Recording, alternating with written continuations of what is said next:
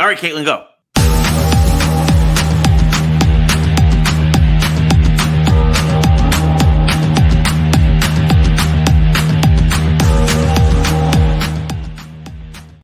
Good morning, good afternoon, good evening, wherever you are. We hope it is good. Welcome to another edition of Geeks Who Like Sports. As always, I am Ray Carsillo in miserable and rainy California. Over here in LA, joined by my best friend in the entire world over in Philadelphia, Pennsylvania, Lee Elias. Lee, how are you doing today, my friend? Ray, it is sunny. It is beautiful. It was snowy. It was wet. After a storm, Ray, when the sun comes out, what do you see in the sky? The sun? And Clouds? when there's water vapor in the air, you see rainbows? And that brings us to today's non-sponsor of the day, Skittles. Taste the rainbow. Bite-sized candy. I try and bring on geek foods that we'd have while we're playing video games, reading comic books, or doing other things. And listen. That is the sound of Skittles. Ray, I always like when young kids come up to me and say, "Did you know that all the Skittles are the same flavor?" Yes. I also know that M&Ms are all the same flavor. I know that because I'm an adult. But you know what you don't know? They've given up the Taste the Rainbow thing here. They've got a new flavor in here. Apparently lime is in these now. And it says the original, ready? The original lime up. Skittles, bite-sized candy. Today's non-sponsor of the day, Skittles. If you want to jump on with the Geeks Who Like Sports and be an official sponsor of the greatest podcast that we have ever created together organically, you can jump on Skittles. Yes. It's a geek food. You got to have it. Yeah, no, Skittles are great. I'm a huge fan of Skittles because I used to get the I loved it whenever I got Skittles like a Halloween or anything. You get the little bite size or you get like only a few to a packet, but it was great. We love to have Skittles on board. I am still my non-sponsor for my entire life is still Dunkin' because I need that.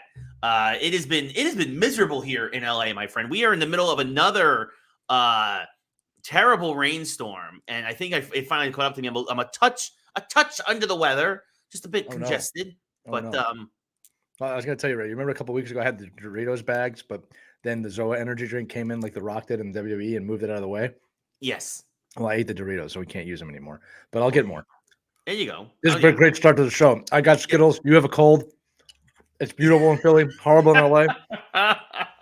We got. It's Bizarro World right now. First time this season that Bizarro World, the geek topics outweigh the sports topic for the first time this season. It is going to be a heavy geek episode, folks. Of course, football season's over. Baseball has not begun. We do have a little bit of hockey and basketball stuff to talk about. It is a big show, but we got a lot of geek stuff. We got stuff from Xbox. We got a lot of Marvel stuff as well. This should be this should be a good one all around.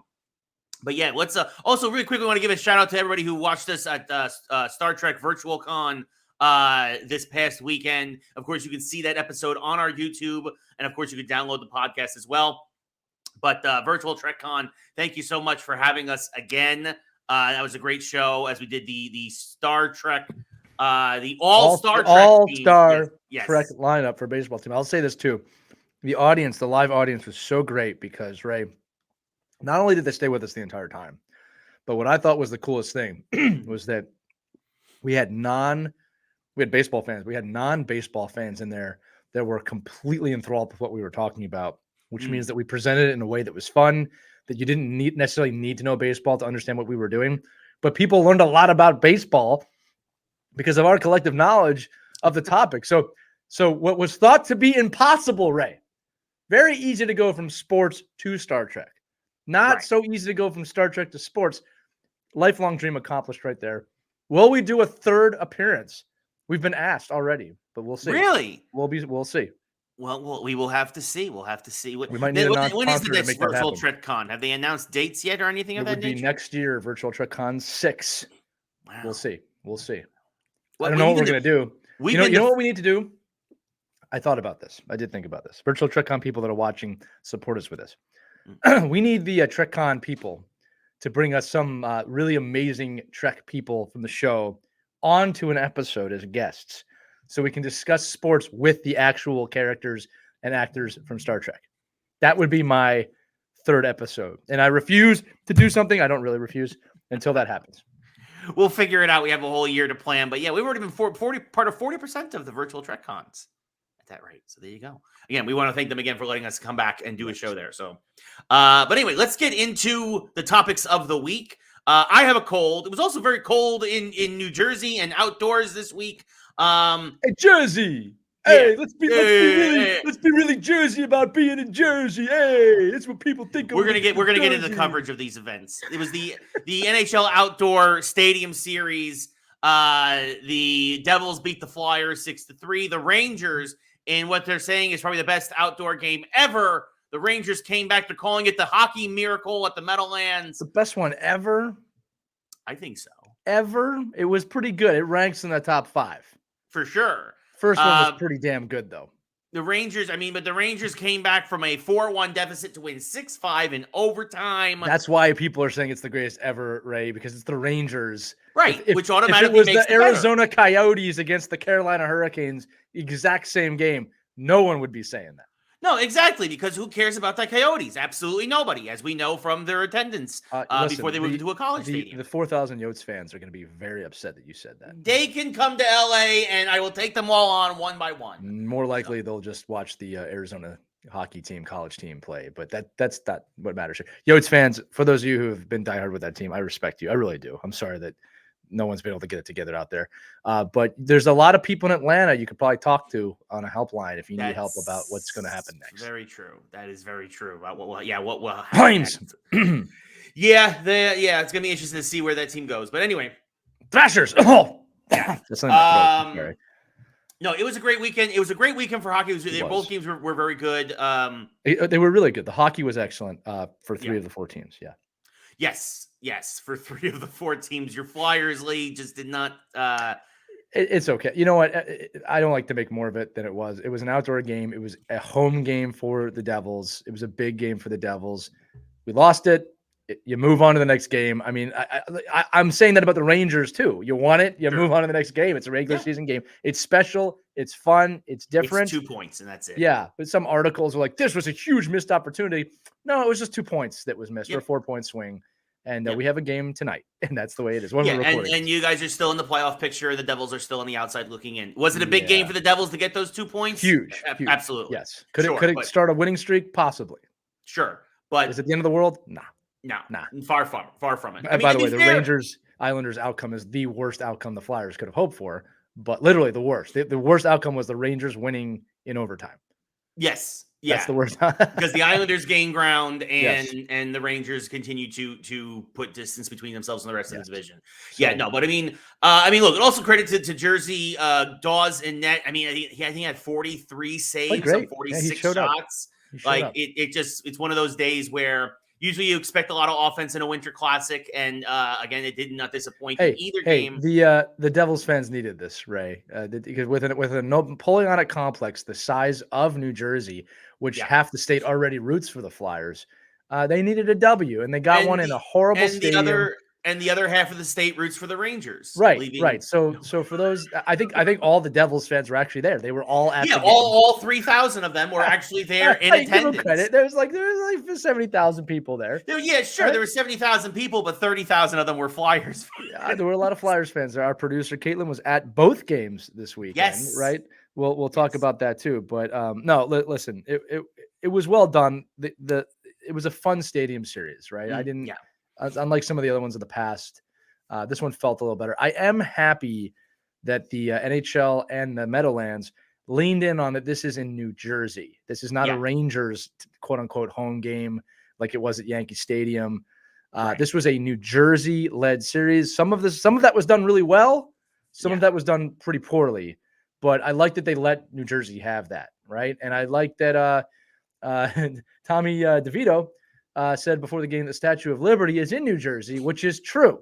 Yeah. So for all of you that have the Statue of Liberty on your license plate or used to in New York City, not yours. No, that belongs to New Jersey. No, technically, where the state water lines are drawn, technically the Statue of Liberty is in Jersey waters. So that is a fact. The more you know. Yes. But yeah, we'll get it. Let's get into the presentation also of the game. There's a lot of interesting things going on there. You had the Devils show up dressed as Soprano characters. You had the Flyers show up dressed show up dressed as Rocky in his gray sweatsuit.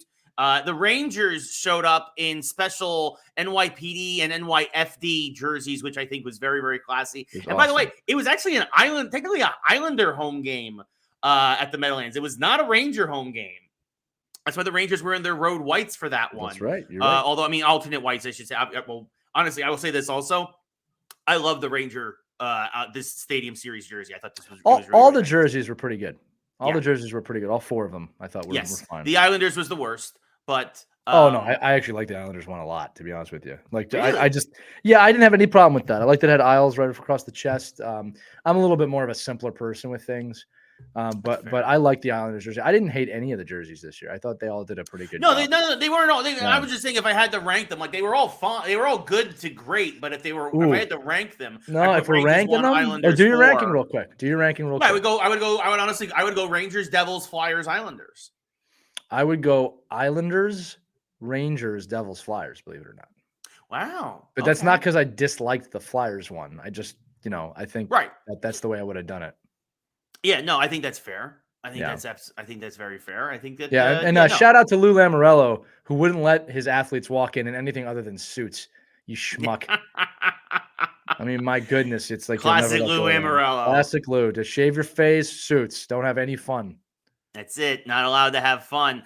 They tried to have fun with the this outdoor stadium series. There, it was they tried to do a whole bunch of different things to try to develop the theme of jersey again. It was the only 2 New York Giants they could get was Tommy DeVito, our third string quarterback, and Saquon Barkley, who is not going to be a Giant next year. It's all signs are pointing to him actually coming to LA and joining reading the Chargers. Off cue cards.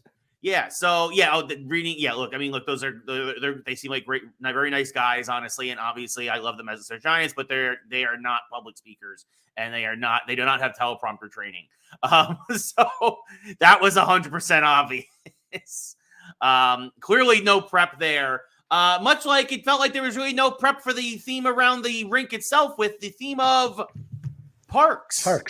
The parks. And the Garden State has parks.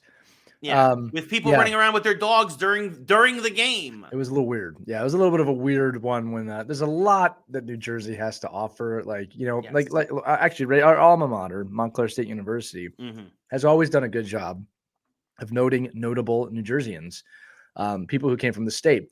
This was an opportunity, I think, to highlight some of the greatest people that have come from New Jersey. Yes. Right. Which there's a lot of people that have changed their lives are from New Jersey, especially that part of New Jersey. And I would have had them all over the stadium commemorating them. But we got parks and benches. Parks. Yeah, they did we got parks and we had a mention of Jersey diners 5,000 times, which as much as I love Jersey diners, we get it. And of course, the question that was on the tip of everybody's tongue, if you were at ESPN, pork roll or Taylor ham? Pork roll or Taylor ham? Which one is it, Ryan? Gosh.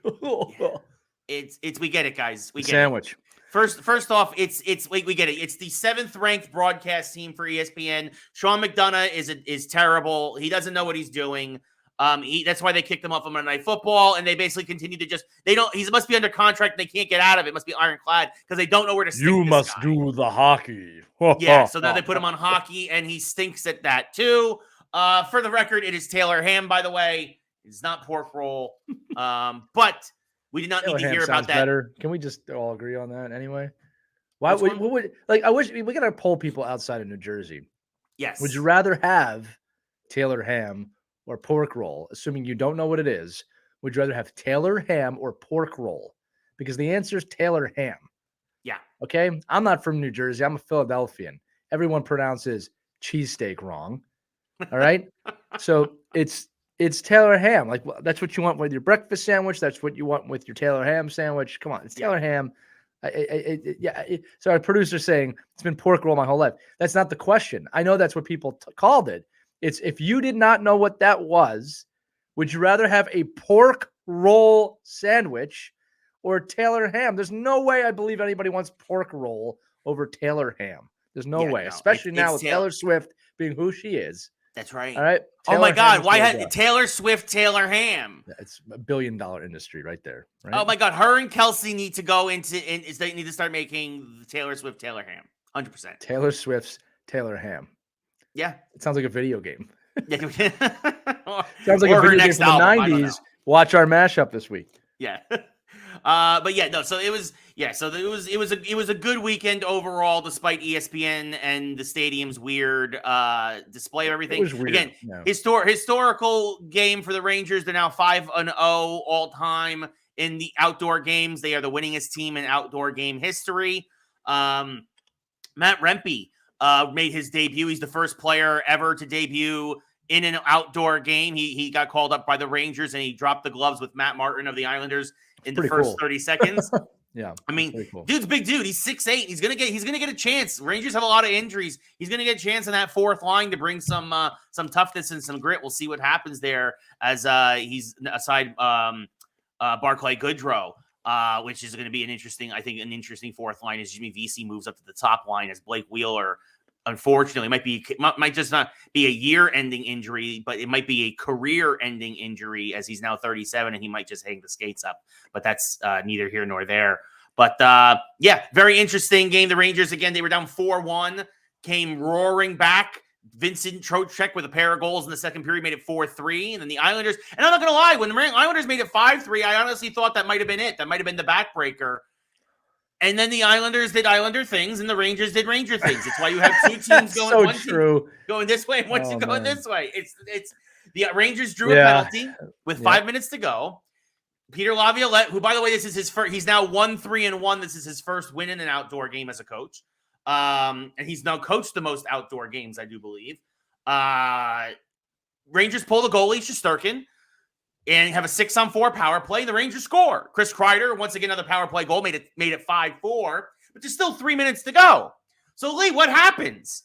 The Rangers draw another penalty. No, they didn't. Yeah, another power play for the Rangers. And so Peter Laviolette's it's a power play goal.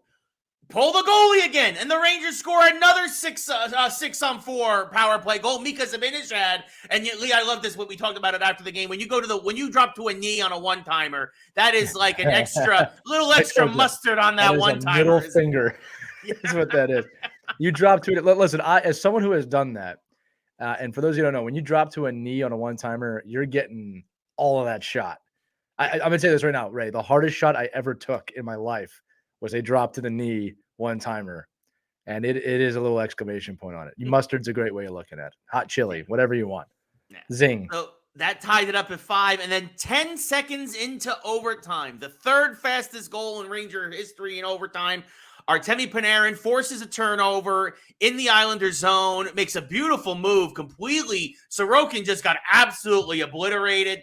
The defenseman then crashed the net, knocked the net off its mooring, but it didn't matter because the puck was already over the line, or at least it was going over the line. And so the ref said because of the way the rule goes is that even though the integrity of the net was still in during the motion of the shot, I'm not sure the specific rule, but anyway, it's a good goal. The Rangers win in overtime, 6-5. It was great. It's great. I hate the Islanders. Awesome. It's great.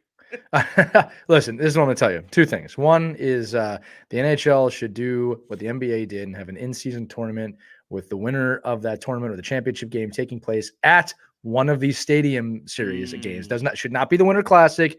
It should be a stadium series game. That way you get the home team to play the game, but there's also this great championship game the next night or the night before. So again, you get the two games there. People want to see that, right? So that's my throw out there to the NHL. Do an in-season tournament, have the championship game be played at one of the Stadium Series games. It is not the greatest Stadium Series game of all time. It's not the greatest outdoor game of all time, and I'll tell you why. The greatest outdoor game ever played is the first Winter Classic when Pittsburgh Penguins took on the Buffalo Sabres, because there's nothing quite anything as dramatic as Sidney Crosby winning the game on a shootout goal. I'm sorry, on a shootout goal. And again, I'm not a Sidney Crosby guy. I'm not from Pittsburgh. I have a lot of respect for him, but I'm not a Penguins fan. In the snow. It was snowing when he scored. That is the little extra icing on top. If this happened in the snow, I might give it to you. Really. Yeah. All right. It was a fun game to watch. Definitely, maybe I'll put it even top 3 all-time outdoor games. But that first Winter Classic with the experiment that it was, the snow, No one had ever seen it before. You have at that time the greatest athlete in hockey getting the game-winning goal against a team that people forget Buffalo was somewhat competitive at that time. Right. That's still to me the best moment that's ever happened in a Winter Classic. Yeah, no, that's fair. That is fair. I mean, I definitely, again, I think the snow is what puts it over the edge for that one. The flurries, right? It was just, It was insane. That moment was like, oh my God. Yeah. You got the same thing with the Rangers, but if it was just snowing a little bit, it would have been a totally different thing. No, absolutely. Who knows what would have happened at that point? But yeah, no, it was a good weekend for hockey. It was a good weekend for the Rangers. It wasn't a good weekend for the Flyers. Moving on. We go now to college. This was actually a great moment for college. This is something we knew had been tracked for a long time this season, and it finally happened. Caitlin Clark sets the NCAA women's basketball record. She dropped, I think it was 47, I think, in that game. Yeah. Absolutely unbelievable. She got the record in like the first 3 minutes of the game. Well, she scored she needed 8 points. She scored the first 8 points of the game for her team. With the record breaker coming from like almost half court. It was a logo shot. Yeah, it was a logo shot. It was unbelievable. It was unbelievable. She was absolutely phenomenal. She got to do it in front. People were sad she didn't do it the previous game, but in a weird way, it was actually better because she got to do it in front of her home fans now at Iowa. Right.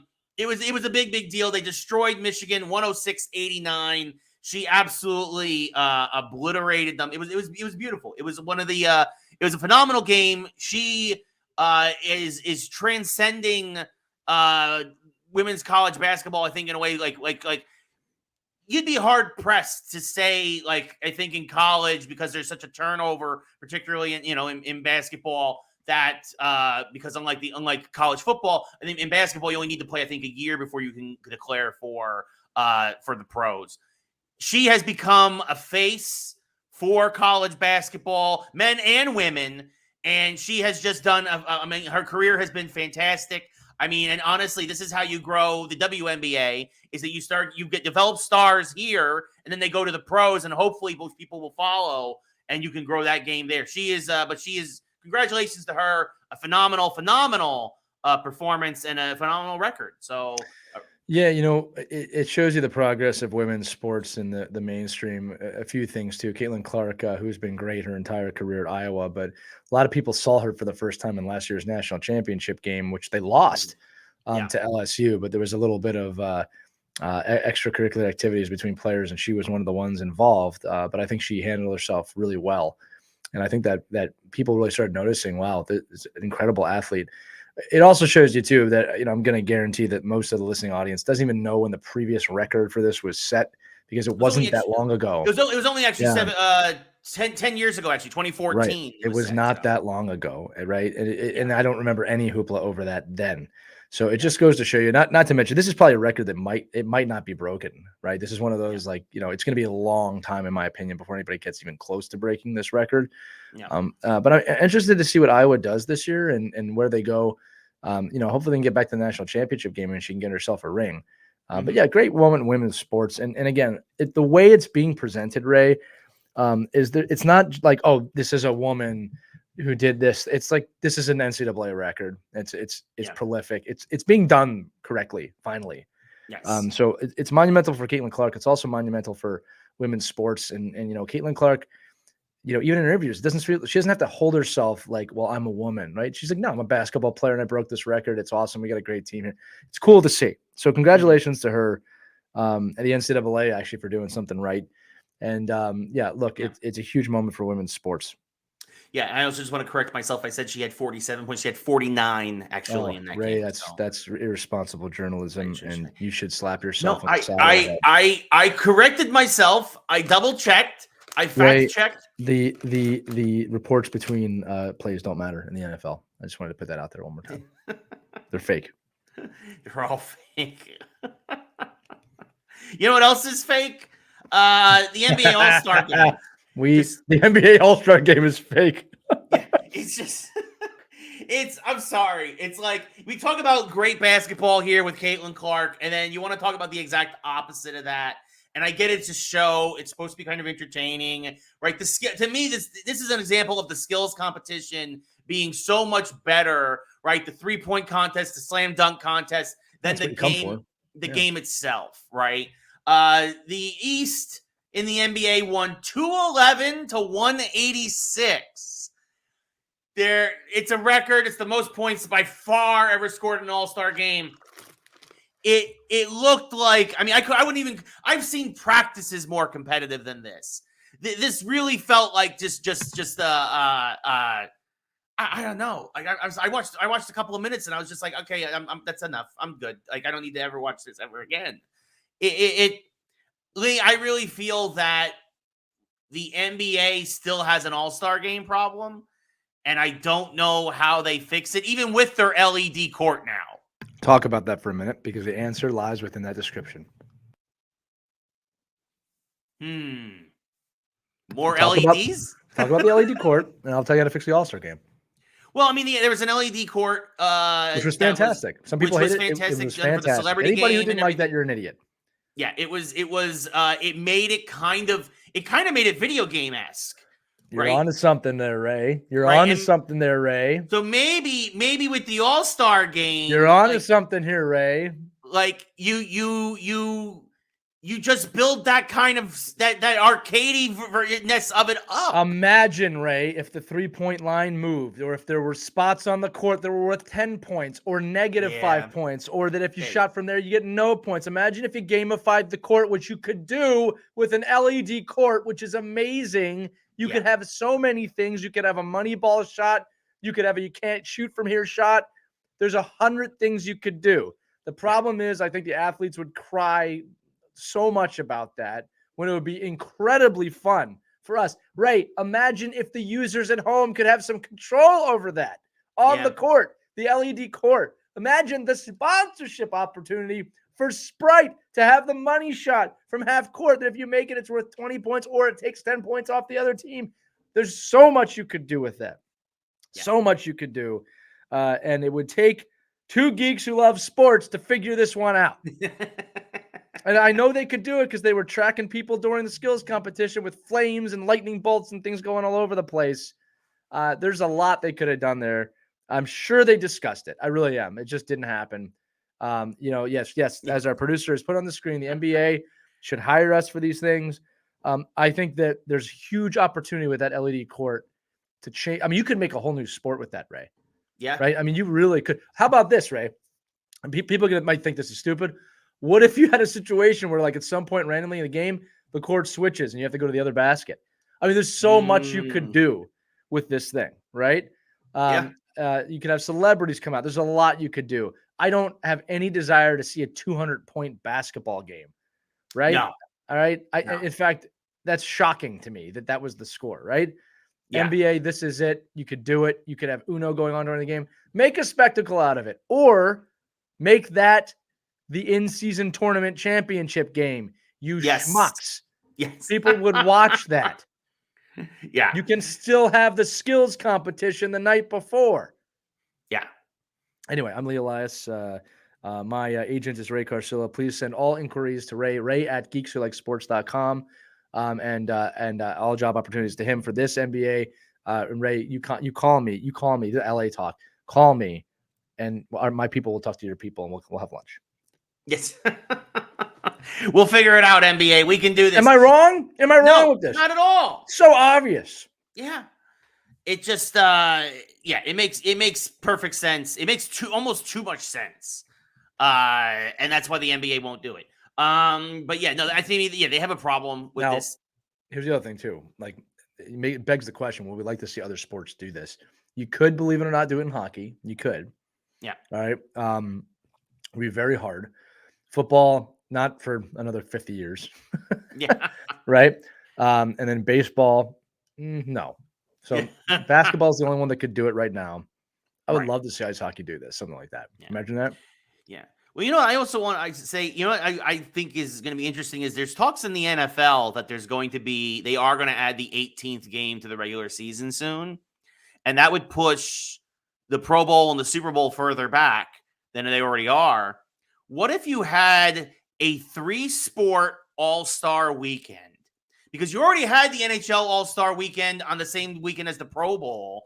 What if you did the NBA stuff, the NHL stuff, and the NFL stuff all in the same city, all around? Like, you could have athletes from the NBA participating in NFL games, NFL guys trying to be on skates on the ice. I don't know. Like, you could try to, I don't know. What would you, this is just something I was just brainstorming the other day when I heard about the idea. The idea of it works. The money does not. There's no way the sports leagues are going to split that kind of revenue, right? Because who's bringing in the draw, right? The NFL could say, well, 90% of these people are here because of us, right? Which would not be true. But like, they're never going to split that kind of revenue, right? Yeah. So that's why you'll never see that. Now, what you could do is have like, one city host all three over the course of different weekends. But like, right, let's just be brutally honest here. Like, all-star games are ridiculous now. Yes. I understand the prestigiousness of making an all-star team. I'm not against that. I think that's important. I love skills competitions. I look forward to the NHL skills competition over the actual game every single year. Right. But like, when we look at innovative things, I think the NHL turning it into an international tournament, while dangerous for some of the players, is also a brilliant idea. Like, they're trying to do things, but at the end of the day, like, I don't understand why they don't just rethink this. That in-season tournament idea is brilliant. It is a moneymaker. Again, you could tag it on to other things, right? So I don't know why they don't just do that. Not to mention, for the All-Star game for hockey, why would you not put that in a stadium series? Like, why would you not put that outside? People are going to be there. They're going to want to go. Right. So I don't know. I think that there's a lot of money that gets poured in these All-Star games. They do make money, but I don't think it's the TV revenue that they care about. I think it's that arena. And this is how you have to look at it from a GM ownership standpoint. Okay, look, the All-Star game was in Florida last year. The All-Star game was in Toronto. How much money is that for the city on that weekend that they don't get every year? That's why it moves around every single year. It's your turn to make the money, right? You don't see them going to Vegas every year. They would if it was just about draw. They go to different cities to make money for those different teams. And that's the science behind it. That's why they don't stop, because they sell out every year. The NBA's All-Star game is sold out, right? Even though there was a curtain. It's just, it's one of those things, Ray, where this is a business, and I think that it's a very small part of the business. Yeah. Right. It's not like the NHL, NBA, NFL, and MLB are making billions at the All-Star game. That's why they're not focusing on it too much. I appreciate the NBA bringing in that LED screen. Brilliant. But you scratch the surface with it, literally. Yeah. Well, hopefully they build on it and hopefully make it bigger and better. And producer Caitlin says that my idea. Elias Alliance is on this. Yes. Come on, people. Come on, NBA. Producer Caitlin says my idea sounds like mayhem. Exactly. Protect yourself from mayhem, like me. Oh my God, they did base that off of you. I should get royalties for that. For every time they do one of those commercials. Ladies and gentlemen, Ray and I, mostly because of Ray, used to drive around New Jersey in a Chevrolet, playing the Batman theme, not speaking, for hours at a time. That's what we did when we were younger. Yeah. And you know what? Some of you listening might think, well, that's really dumb. It was awesome. Yes. Really driving around Gotham. I mean, every once in a while, we'd be like, should we go to the city? Should we go to the city? We didn't, but that's not the point. No.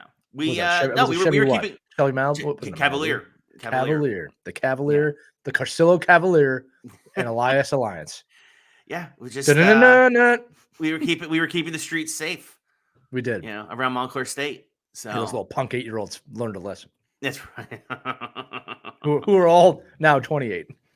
Yeah, they're all adults now. We know where you live. Yeah, they're still probably in Montclair. But anyway, at a diner or a park. Yeah. So that does it for the sports section of the show. Moving on. No way. It's only been 34 minutes. I know. You know what? Actually, I think we got more out of it than I thought we were going to. Very fair. Well, we're good at what we do, right? That is true. But we got a huge geek section. I'm really, really excited for this one. We finally get the official. Well, first off, the rumors are true of Pedro Pascal playing Mr. Fantastic, but we also got the rest of his Fantastic Four squad. We got, again, Pedro Pascal, who, of course, as the Mandalorian, who from The Last of Us, who from, insert geek property here. He's a pretty cool guy. Yeah. So, I think he's going to be great as Reed Richards, as Mr. Fantastic. We also get Vanessa Kirby from The Crown as the Mission Impossible. Yeah, that's right. So we get Joseph Quinn, probably best known for his role in Stranger Things, as Eddie Munson as the Human Torch. bit of a younger Human Torch, or at least feels like a younger Human Torch. I think that'll work, especially if he teams up with Tom Holland Spider-Man at some point, because those two are like best friends. So not like best friends, but they're really, really good friends. They're friendly. They're very friendly. Friendly neighborhood Spider-Man. And then finally we get, I hope I'm saying this right, Eben Moss. I'm helping you out. Thank you. What was his name again? Eben? No, just say his name again. Eben Moss. You did it. Good job. You got it. Who's probably best known right now for his role on The Bear. And also, actually, funny enough, already Cocaine Bear? Cocaine Bear? Different bear. Different bear. The Cooking Bear. He actually had a role in the Punisher TV series. So he gets a bigger role now in the MCU. And he is actually first Jewish actor to actually portray Ben Grimm, who is actually one of the few well-known Jewish superheroes in the MCU. So that's a nice bit of representation there. And I think he's going to be great, even though obviously he's going to have to wear that prosthetic suit or however they do it for most of the time. But I think this is great casting. I think all around I'm super, super excited. And we got the release date, July 25th, 2025. The Marvel Cinematic Universe becomes fantastic. See what you did there. Listen, Fantastic Four will come down to one thing and one thing only, is the script. Yes. You've had good actors in the past, very good actors play these roles in the past, but the scripts have been either mediocre or horrible. I would say the Fantastic Four, I guess we should say when we were kids or younger, they weren't horrendous, but they were from a different time. Yeah. They were very much from the original Spider-Man film time with Tobey Maguire. They were in that vein. Again, not horrible. I didn't think they messed up the Silver Surfer. I did think that they messed up a Galacticus. But yes, they screwed that up badly. Yeah. But Morgan Freeman. What's his name? Played the Silver Surfer. The voice. Lawrence Fishburne was. Lawrence Fishburne was great. So those movies weren't bad. But if you look at the last incarnation of the Fantastic Four, you have Miles Teller, Michael Jordan. I mean, you had great actors, and you had really great bad script, right? And it didn't work. And I think that they were going to try and bring that into the MCU at some point, but it failed miserably. Thank goodness. Right. And it's funny because all those actors ended up coming over to the MCU anyway. But it all comes down to the script. They've been planning this for a long time. I can't believe they're going to mess this up. But Ray, I'm actually interested to talk about some of these other rumored actors for villains, because here's the deal. Heroes are great, and I love heroes. I'm not negating that. But outside Robert Downey Jr. and Tom Hiddleston, who are just insanely incredible actors. I'm not trying to poo-poo on any of the other ones, but those two stick out amazingly hard. The villains are what drive the MCU. Thanos drove the MCU, whether you like that or not. We're going to talk about X-Men, in which they're going to do this too very soon. But the two people you have listed here, Ray, I'm going to let you introduce them for some of these other. Well, one's a villain, one's a hero. Yes. Very important. Very important to make sure you get this right, especially in the light of what's his name? I'm blanking on his name now. The main villain of the MCU who doesn't exist anymore. See, this is how they get you. No, I don't want to remember. Don't you understand? That's right. That's what I'm trying to say. Yes, the man who played Kang. Who's Kang? Kang's not a thing anymore. We moved on from Kang. It's funny. Somebody wrote the other day, it's like you had a multiverse where you could have had a million actors play Kang, and you decided to put one actor in all of them. You schmucks. But as we move on, I don't know how they're going to rectify this. I'm sure they're going to do a great job, but there's another villain on the rise. You were going to say it. Yeah, no, this is a good chance for Jonathan Majors was who they got rid of. That's who his name was. That's right. Who? Exactly. No, this sounds like this would be actually great casting. It would be, I think, very good casting. Yeah.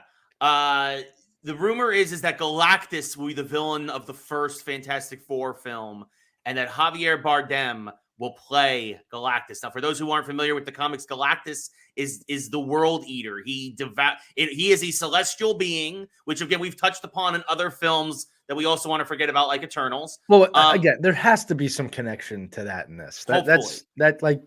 Again, my belief on the Eternals, for everybody listening, is that film was the Captain Marvel film for this kind of next few chapters of the MCU. Whereas, if you remember, Captain Marvel came in the third chapter, the third series of the MCU, the third phase, and everybody's complaining like, where did she just come from randomly, right? I think they're trying to get that out of the way now. So in 5 years, we'd be like, you guys remember the Eternals? It makes sense now. And people like Rand, I'd be like, yeah, you didn't need to make us wait a decade, you schmuck. Yeah. All right. Yeah. But yeah, this would be, I mean, Javier Bardem, celestial being that must eat planets in order to survive, and is also the being that bestows the power cosmic on the Silver Surfer. So, right. But you can't do one without the other. You really can't. So it's going to be interesting to see. But a Fantastic Four, usually the big foil to Galactus, they usually do something to help him in order to like keep Earth off his list. Kind of understanding that he's a force of nature in a way. Like you can't. All you can do is hope to divert him. You can't stop him. No, and that's what the Fantastic. He is a much bigger villain than Thanos. Yeah. Like infinitely bigger. Like Thanos would be nothing to him, even with the Infinity Stones, right? Yeah. Javier Bardem too. If anybody's ever seen No Country for Old Men, I mean, this guy's built for this big time, right? Yeah. I would love that. Very similar, kind of in a way, to Josh Brolin too, like in the demeanor of the character. It would be fantastic. I think pun intended. Yes. Here's what I'm thinking, because they also say people think that this movie is going to start in the 60s, which is when the Fantastic Four originated. Well, then the poster kind of hints that might be. That's what the poster hints at, right? I think that what's going to happen is that Galactus is going to threaten Earth. The Fantastic Four are going to go into space to meet him. They're going to get hit by the cosmic rays, possibly something like a tailwind from Galactus's ship or something, right? Like, it'll be so smart. Right? Yeah. That's what gives them their powers. And then what ends up happening is that if you want to bring them into the modern MCU, we've already seen so much stuff with time travel, and we've seen so much stuff with alternate dimensions and everything, is that when they're dealing with Galactus, it could kind of be like they kind of get frozen in time, and then when they come back to Earth, almost like a Planet of the Apes situation, and then it's like, oh my God, and almost like a Captain America situation, oh my God, 60 years have passed. What is this world that we're living in? But hey, it writes itself. It writes itself, Ray. Yeah, or at least I could do it. I can do better than the guys who wrote Madam Web. Well, yeah, we'll talk about that in a minute too. But no, my attitude, Ray, is that like don't lean on the multiverse for everything. Like you know what I mean, and like that's what they're in danger of doing. Where the issues with the multiverse is, oh, wait, here's another character. There's another character. It's like, no, just use it to bring the X-Men in and a couple other things, and that's it. Yeah. Right. And we'll get into it, but I do think that's what they're going to do with the X-Men. With the I do too. But there's so, I'm laughing because there's so much good canon out there. You don't need to mess this up, right? So I love that idea of time displacement. They come back to a different world. Well, the other big question that we have to talk about at some point, not yet, in a future episode, is just how Deadpool is going to play into this MCU. Yeah. Because Deadpool, again, they could do nothing and just make it funny, or it could have massive implications on this. And in the trailer, he says, I am Marvel MCU Jesus. Look, that might be more of a serious line than anybody realizes, right? Yeah. So we'll see. Anyway, I want to talk about this other person that's been rumored, because you have him written down here as a hero, but I've actually heard him rumored also as a villain.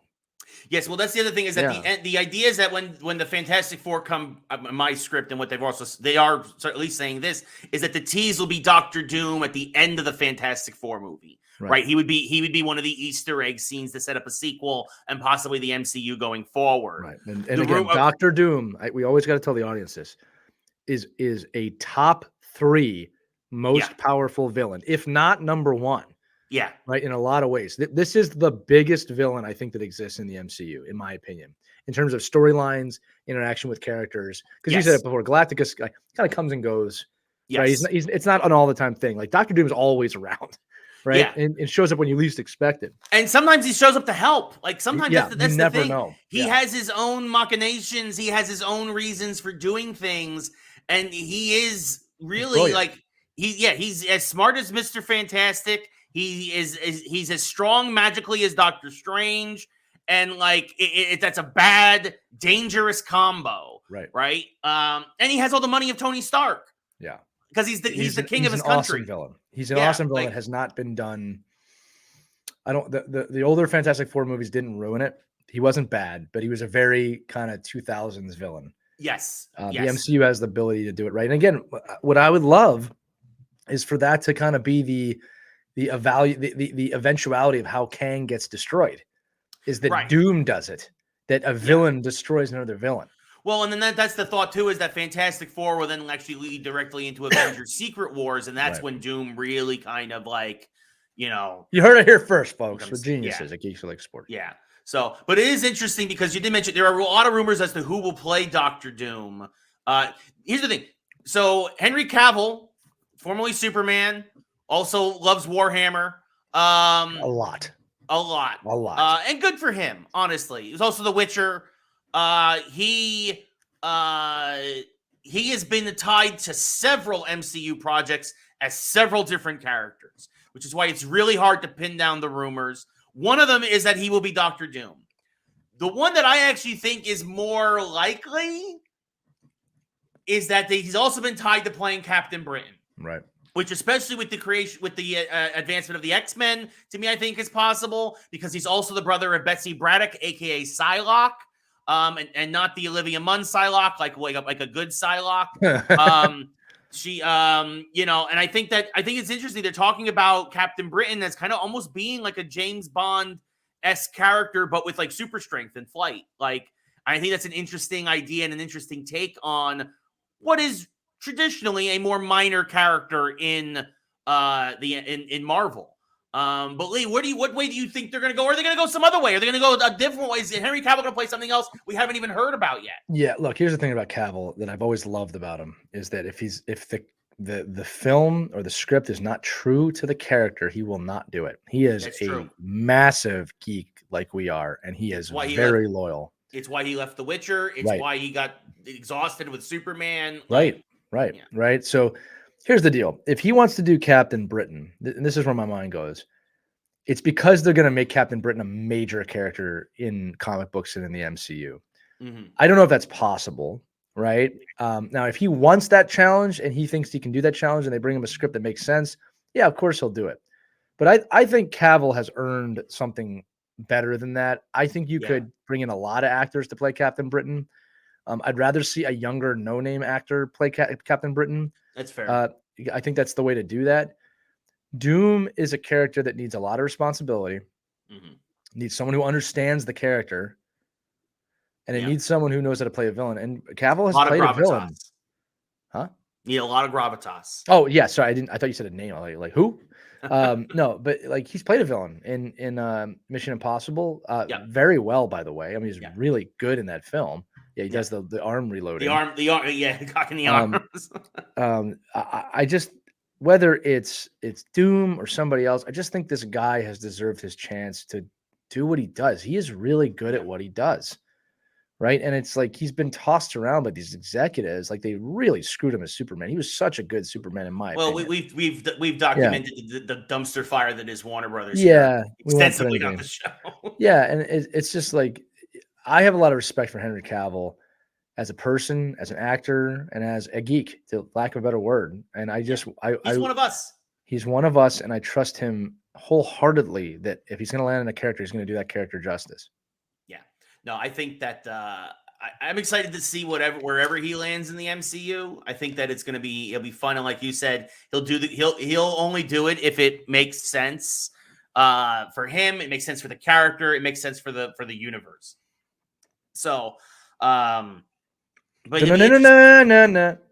yeah. So, and again, I mentioned the X-Men, the Captain Britain is a character in the X-Men. By the way, also Captain Britain, we mentioned this in the show too. It's a weird character because he loses his powers the farther away he gets from Britain.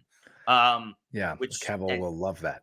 Yeah. So maybe not. But anyway, by the way, that was just a great writing technique to keep him from being Superman. Everybody, I just want you all to know that you can't be Superman. You can't leave the UK. Yeah. Right, mate. I'll go stay in London. Yeah.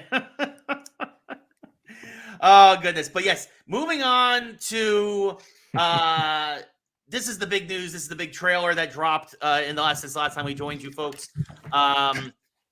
as Lee is so excited, he jumps up from his chair. There he is. Now we go. Vampy got the headphones back on.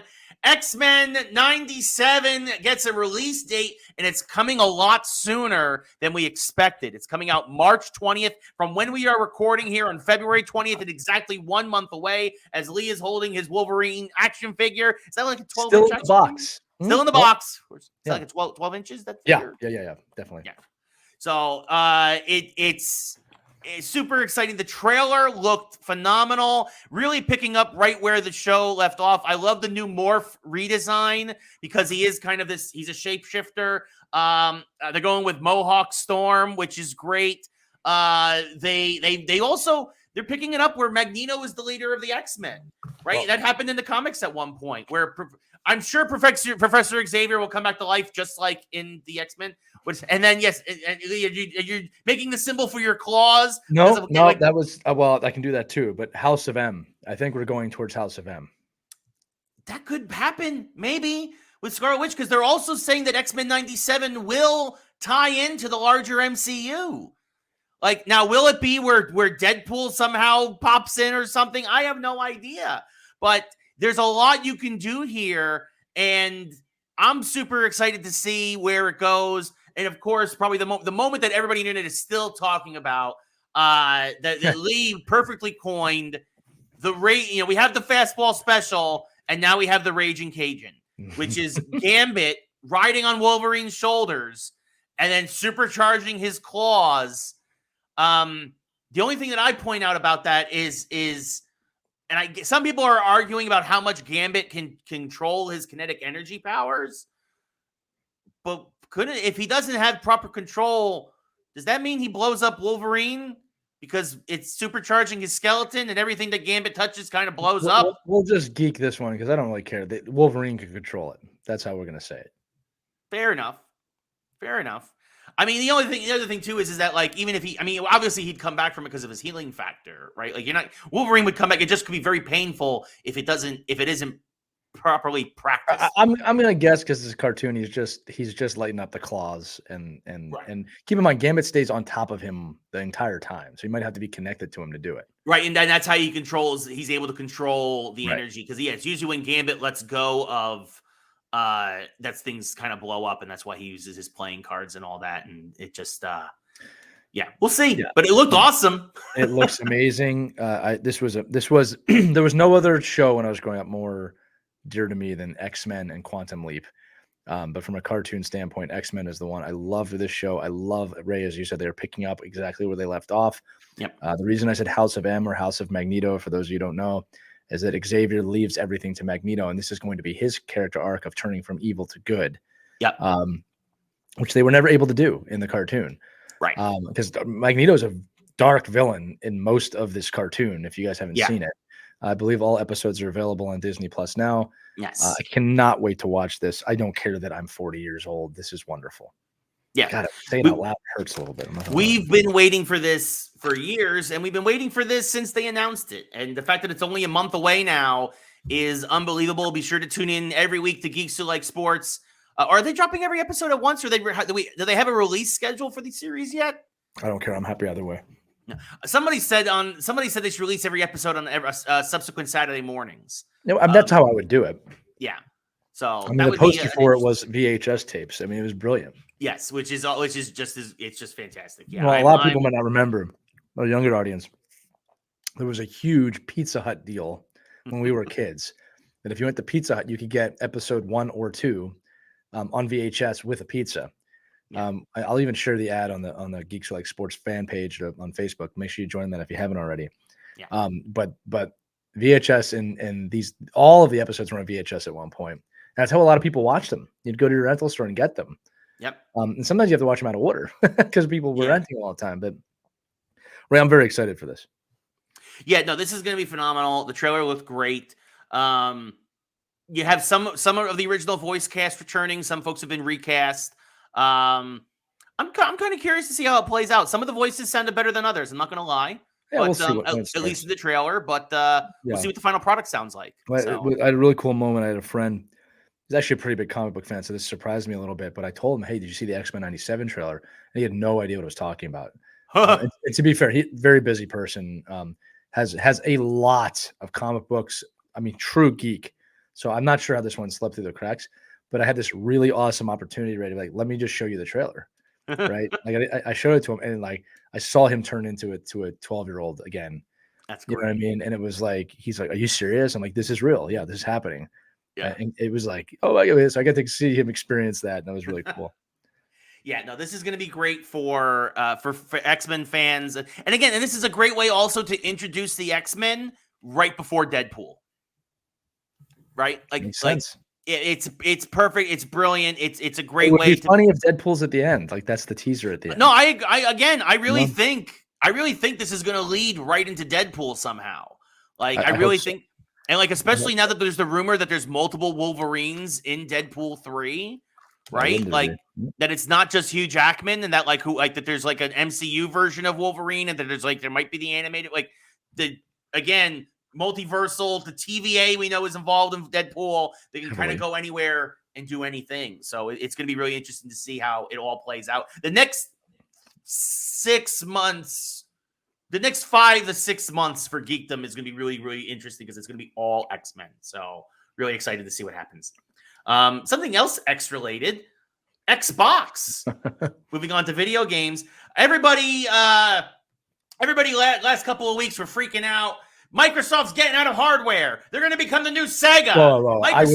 I was not freaking out. Not you, not us. Not us. The internet. Yeah. The morons on the X on Twitter. Another X thing.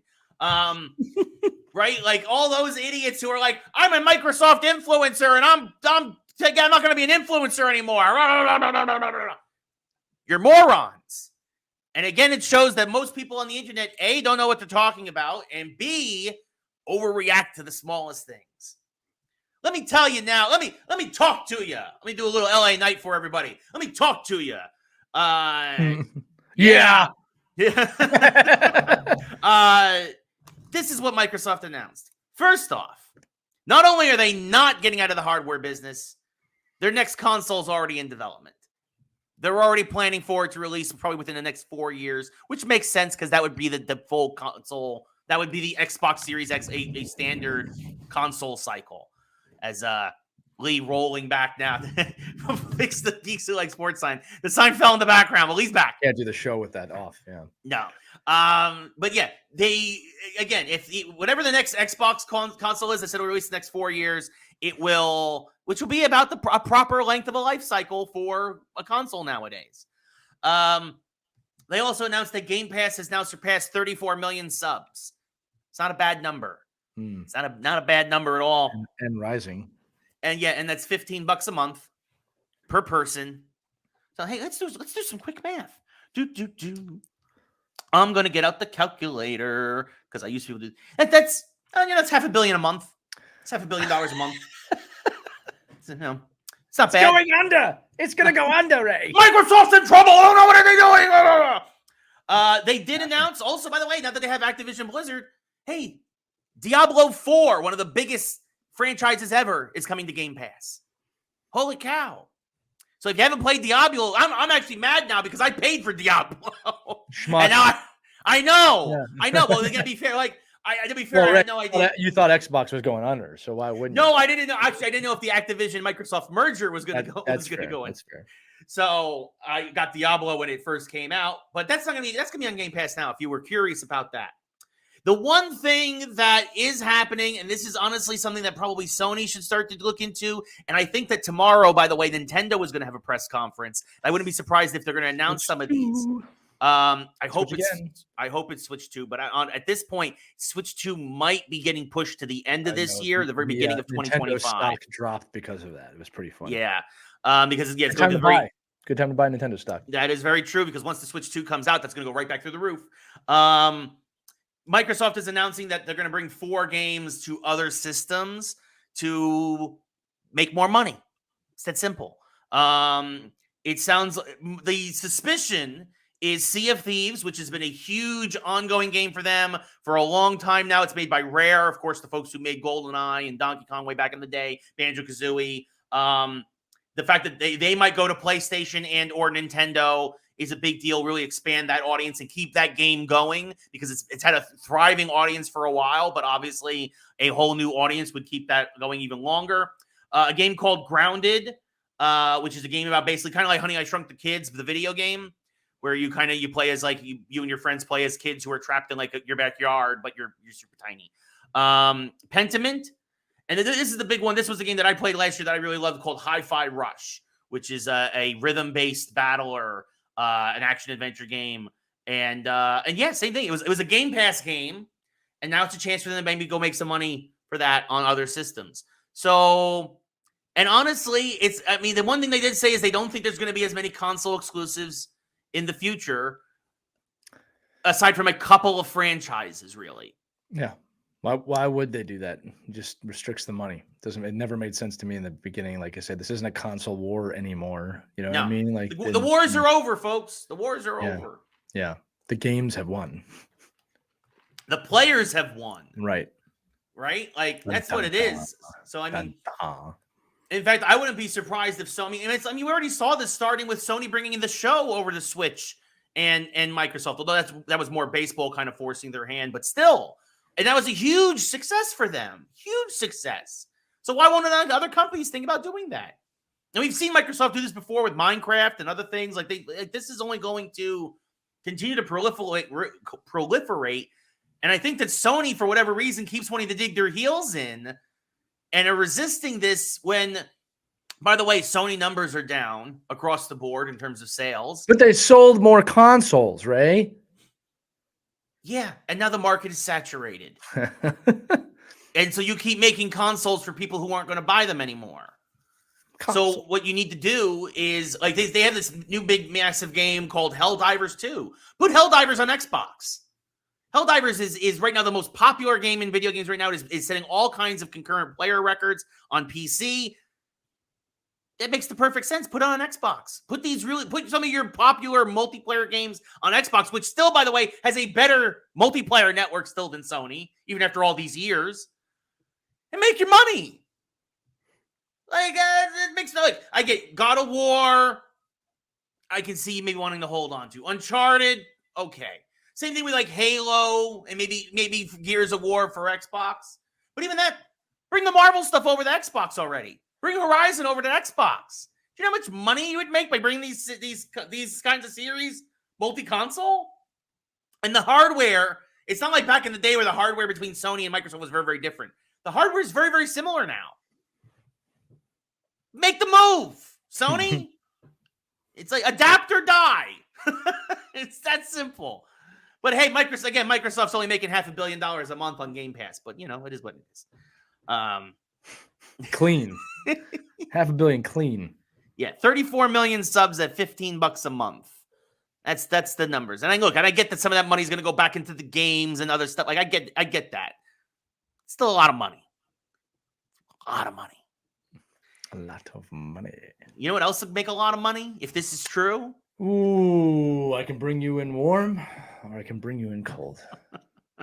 This is a big deal. A rumor that Respawn, the folks behind Jedi Survivor and Jedi Fallen Order, that they're working on another Star Wars video game, which is honestly not a surprise because of the success of those two games. But I thought it would have been another sequel to Jedi Survivor. No, the rumor is that they're working on a Mandalorian game. This is the way. This would be huge.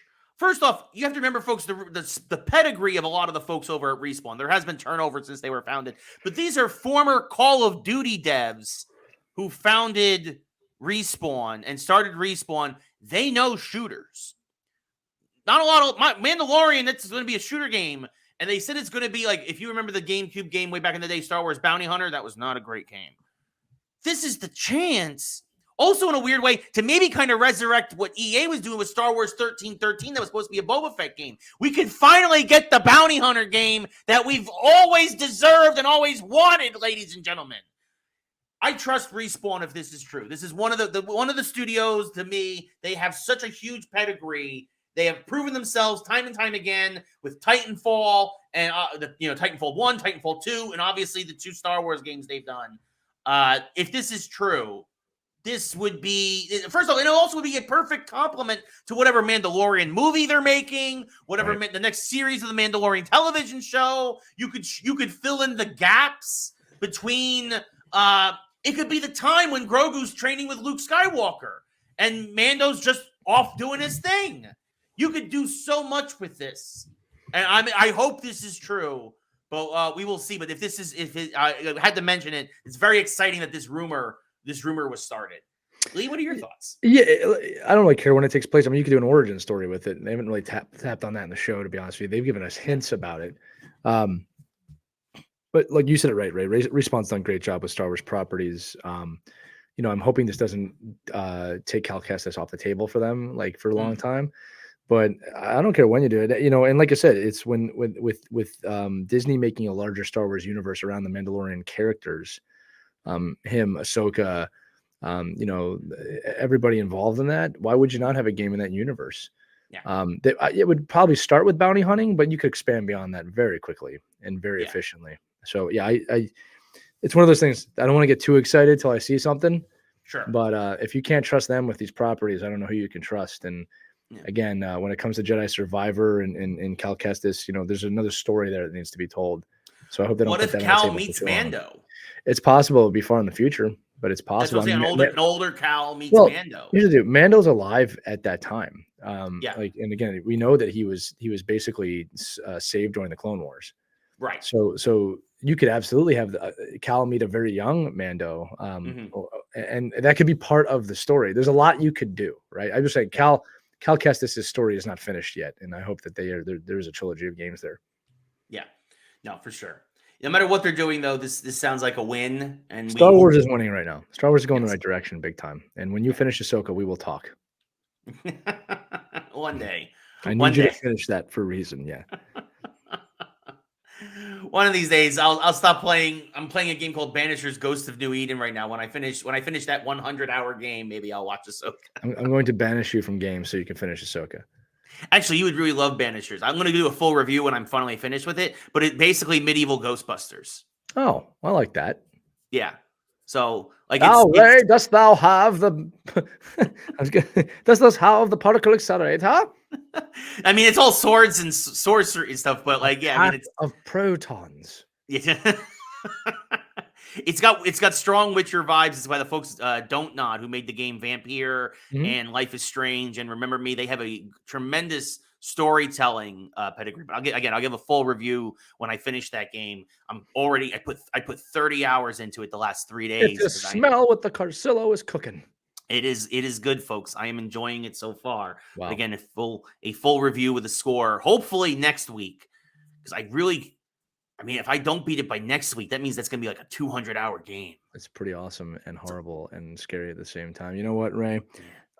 This episode was one of the shortest episodes we've ever done. And I want to let everybody know that with our X-Men 97 theme, our mashup is going to be really great with the year 1997 and sports, which you can listen to this Saturday or whenever you're hearing this, if it's after that time period we released it. Check in to see what that topic is on our mashup this weekend because it's good. It's a good one. This is going to be a fun one, folks. I think you're going to really enjoy it. So again, thank you all for tuning in. This was a fast episode. Again, not a lot of sports. Okay, that's okay. Nothing wrong with that. Yeah, no. Make sure you like it. Make sure you share it. Make sure you come and find the Geeks Who Like Sports. You still got a full hour of us. You still got a solid hour. I wanted more, but it is what it is. You let us know. Hey, comment below. Let us know if you like an hour show or a 90-minute show or longer or less. You let us know. We want to. And if you're non-sponsor, help us out. Skittles. I was wrong. Your flavors do taste differently. It was M&Ms that are all the same flavor. But you know what? Right. When you put them all in your mouth at the same time, you get that nice, juicy, sugary taste that defines so many childhoods. Well, that's the thing. Like, I don't eat Skittles one at a time. I put like the whole bag in my mouth at once. Yeah. That's how you should do it. Yeah. Or I drink my Dunkin'. So, much different taste. But anyways. Yeah. By the way, I'm gonna have to mention the Dunkings commercial was playing on a loop inside the Dunkin'. Brilliant, smart. Like, they used one of their LED screens. They replaced it with the menu, and they just playing the Dunkin' commercials over and over again. My goodness, it was brilliant. So good. Anyway, Boston owes the Affleck family both lawsuits and a lot of money. You and I away on it. There you go. So anyway, for Lee, I'm Ray. This has been Geeks Who Like Sports. Until next time, everybody, good night.